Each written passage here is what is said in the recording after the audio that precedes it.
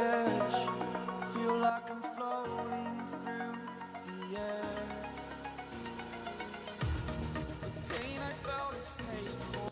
Halo teman-teman, selamat siang buat kita semua. Jumpa lagi bersama saya Junior di channel Bertani Sukses. Pada video kali ini teman-teman, kita akan membahas seputar pertanian mengenai pupuk cair biostimulan pada tanaman cabai dan tomat. Nah, ada berbagai jenis pupuk cair yang akan kita bahas pada video kali ini. Salah satunya teman-teman, ini adalah pupuk bas foliar aktif dari perusahaan BM Bayer.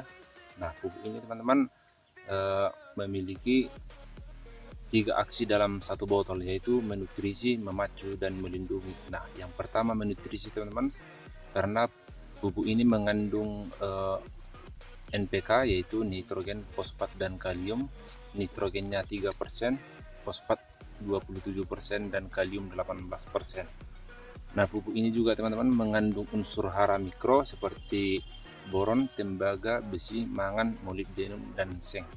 Nah, yang kedua teman-teman, pupuk ini juga dapat memacu seperti meningkatkan jumlah kadar dan pertumbuhan tanaman serta anti stres, dan juga mengandung ekstrak lumpur laut teman-teman, ataupun Ecklonia maxima. Nah, yang ketiga teman-teman, pupuk ini juga melindungi karena mengandung fosfat dalam bentuk fosforus asid, sehingga memiliki efek anti jamur teman-teman pada tanaman. Nah, berarti pupuk ini juga mengandung efek anti jamur pada tanaman.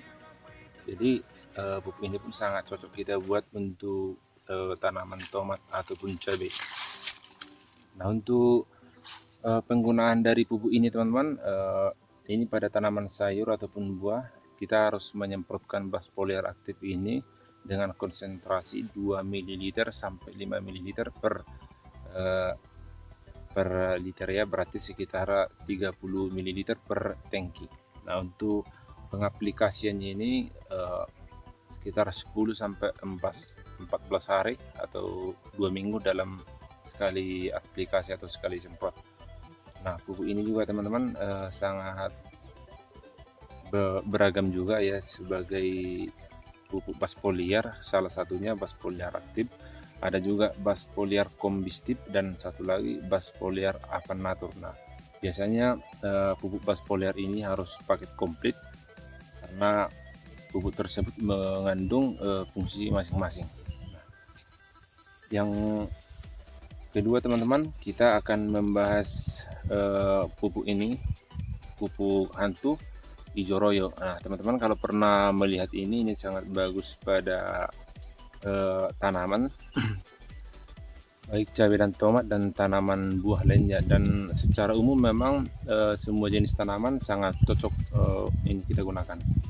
Nah, salah satunya memang fungsi dari hijau royo ini adalah pupuk hantu sebagai hormon tanaman unggul multiguna eksklusif, dan pupuk ini terbuat dari bahan herbal. Nah, untuk pengaplikasian dari pupuk ini teman-teman, minimal dia 7 hari setelah pindah tanam ataupun setelah semai. Nah, untuk mempercepat pertumbuhan daun menjadi lebat, keras, dan padat, tebal, berisi, dan mengkilap. Ini salah satu dari fungsi dari pupuk hantu ini. Nah, untuk dosisnya sendiri teman-teman, kita buat juga sekitar sama dengan pupuk bas foliar ini, sekitar 2 ml per liter, artinya sekitar 30 ml per tangki.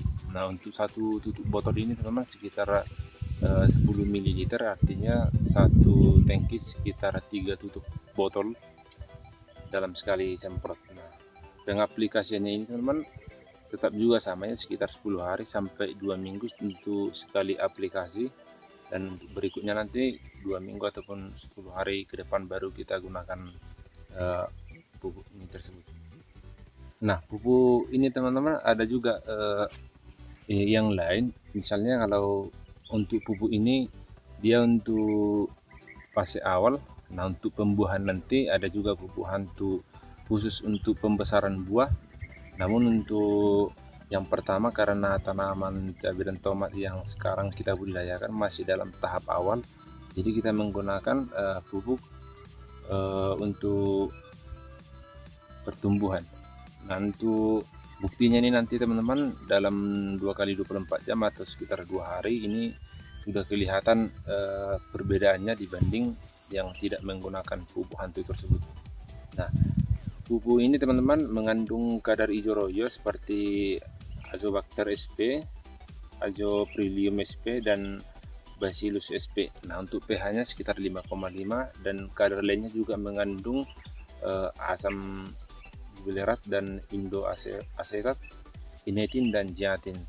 Nah, secara umum pupuk ini memang mengandung 17 asam amino. 17 asam amino ini bisa kita dapat di bas foliar juga teman-teman, tapi bukan bas foliar aktif ini seperti di bas foliar kelp premium dan bas foliar K, karena memang bas foliar ini ada sekitar 5 jenis teman-teman yang berbeda-beda juga. Tapi untuk hijau royo ini, pupuk hantu ini memang sudah terbukti karena memang yang pertama juga di Indonesia dengan bahan herbal yang dibuat sebagai pupuk teman-teman. Nah, untuk pengaplikasian keduanya ini teman-teman, ya kalau ya boleh yang pertama kita gunakan pupuk hantu ini karena dia ini di fase awal. Sedangkan ini teman-teman,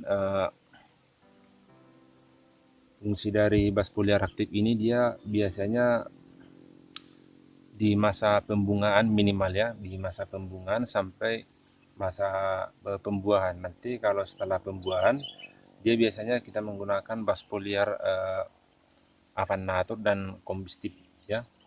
Sementara ini teman-teman ada juga tingkatannya. Ini untuk pupuk yang pertama ataupun masa pertumbuhan awal, sedangkan untuk masa pembesaran buah nanti masih ada juga pupuk yang lainnya, tapi tetap juga hijau royo pupuk hantu, tapi khusus untuk pembesaran buah.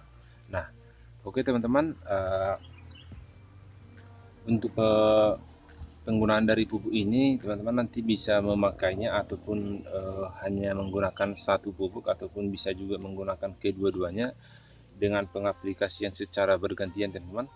Nah, untuk pupuk ini memang tidak terlalu mahal juga, sekitar 100.000, sedangkan ini 100.000 dalam jumlah 1 liter, sedangkan bas foliar aktif dia 100.000 juga teman-teman, tapi 500 ml. Nah, teman-teman nanti bisa membelinya di toko pertanian ataupun di online.